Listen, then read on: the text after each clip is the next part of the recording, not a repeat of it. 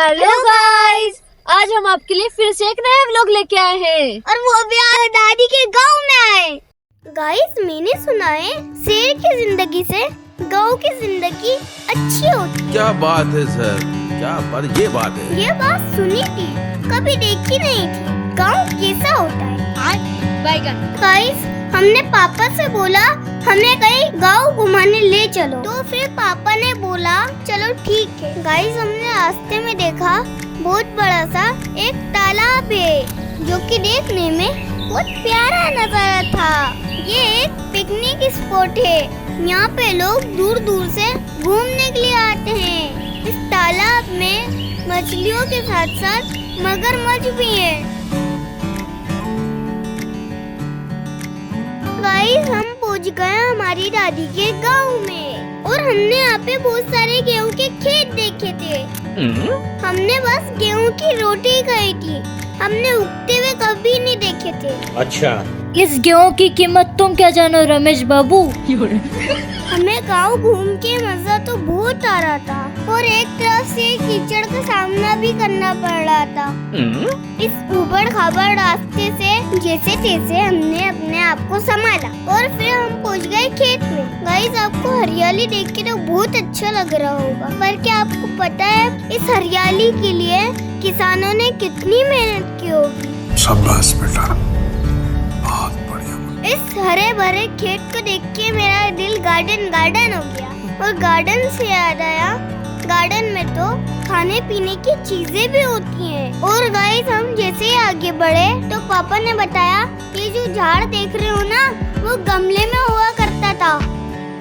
हाँ तो गाइस, हमने बैगन की सब्जी तो खाई होगी, पर आपने कभी बैगन का पौधा कभी नहीं देखा होगा। और फिर हमने ऐसा पौधा देखा, उसमें फूल तो थे पर उसमें खुशबू नहीं थी। गाइस, क्या आपको पता है ये कौन सा पौधा है? अगर पता हो तो कमेंट में बताएं। गाइस, अब तुम्हें पैरों ने जवाब दे ही दिया था, पर अयान अप्पी कहाँ मान रही थी? वो तो डॉक्टरी करने लग गई थी और गेहूं के पौधे को तोड़कर देख रही थी कि आखिर इसमें से क्या निकलता है। गाइस, गेहूं के पौधों में से गेहूं निकलेंगे, कोई पैसे थोड़ी ना निकलेंगे। पर ये बात मेरे अप्पी को कौन समझाए? और अब रात भी होने वाली थी।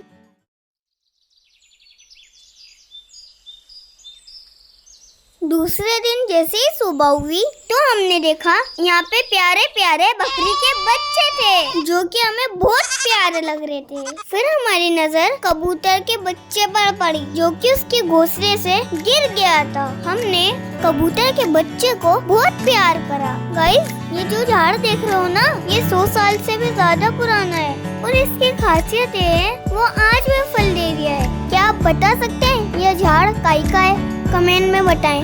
और फिर हम फिर से निकल पड़े खेत की तरफ। चलते चलते हमने एक ऐसा पौधा देखा जिसके नाम बड़े थे और दर्शन खोटे थे। वैसे तो इस पौधे को गाजर घास कहते हैं, पर इसमें गाजर कभी नहीं लगती।